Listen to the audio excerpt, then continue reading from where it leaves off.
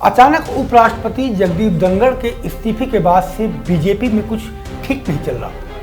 कभी संघ प्रमुख के बयान से अटकलें लगती हैं तो कभी बीजेपी के सहयोगियों की बयानबाजी माहौल बिगाड़ती नजर आ रही है। अंबानी के बेटे के बनतारा जू में एजेंसी की छापेमारी कुछ और ही बयां कर रही है और अब नितिन गडकरी ने तो उलझन ही बढ़ा दी है। क्या लगता है कि क्या उपराष्ट्रपति चुनाव के परिणाम बदलने वाले हैं? ऐसी चर्चाएं राजनीतिक गलियारों में चल रही हैं कि आखिरकार बीजेपी में कुछ तो बड़ा होने वाला है।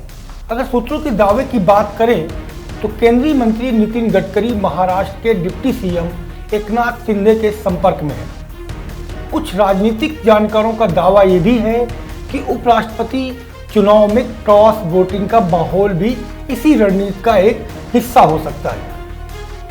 गडकरी के बागी तेवर पार्टी नेतृत्व के लिए गंभीर चुनौती साबित हो सकते हैं, खास करके ऐसे वक्त में जब सत्ता के गलियारों में असंतोष और भविष्य की राजनीति की धुरी क्या होगी नई इबारत लिखी जा रही है। ऐसे में ये बयानबाजी बहुत कुछ बताती है। बहरहाल नितिन गडकरी के सामने अब दो रास्ते हैं। पहला, या तो वो पार्टी अनुशासन के दायरे में बने रहें, दूसरा या फिर असंतुष्टों की अगुवाई करते हुए एनडीए और भाजपा के भीतर एक नया केंद्र बनाए।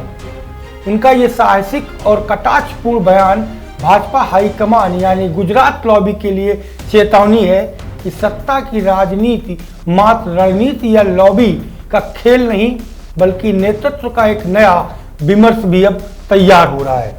अगर गडकरी को दबाने की कोशिश इसी प्रकार जारी रही तो वो पार्टी के असंतुष्ट बागियों के नेतृत्वकर्ता भी बन सकते हैं और जो कि भाजपा के सियासी गणित को निर्णायक रूप से बदल भी सकते हैं। फिलहाल देखना दिलचस्प होगा कि आखिरकार बीजेपी में आने वाले दिनों में जो उपराष्ट्रपति के चुनाव हैं उन पर परिणाम कैसे आते हैं और जो ये उथल पुथल अंदर चल रही है उस उथल पुथल के बीच के परिणाम क्या आएंगे। हालांकि राजीव रूढ़ी के चुनाव के बाद से जो सोसाइटी का चुनाव था उसके बाद से परिदृश्य एकदम चेंज हुआ है और कुछ बदलाव अगर दिखे आपको केंद्र में तो ये कहना गलत नहीं होगा कि वो उलटफेर ही है और उसकी संभावनाएं लगातार बनी हुई है।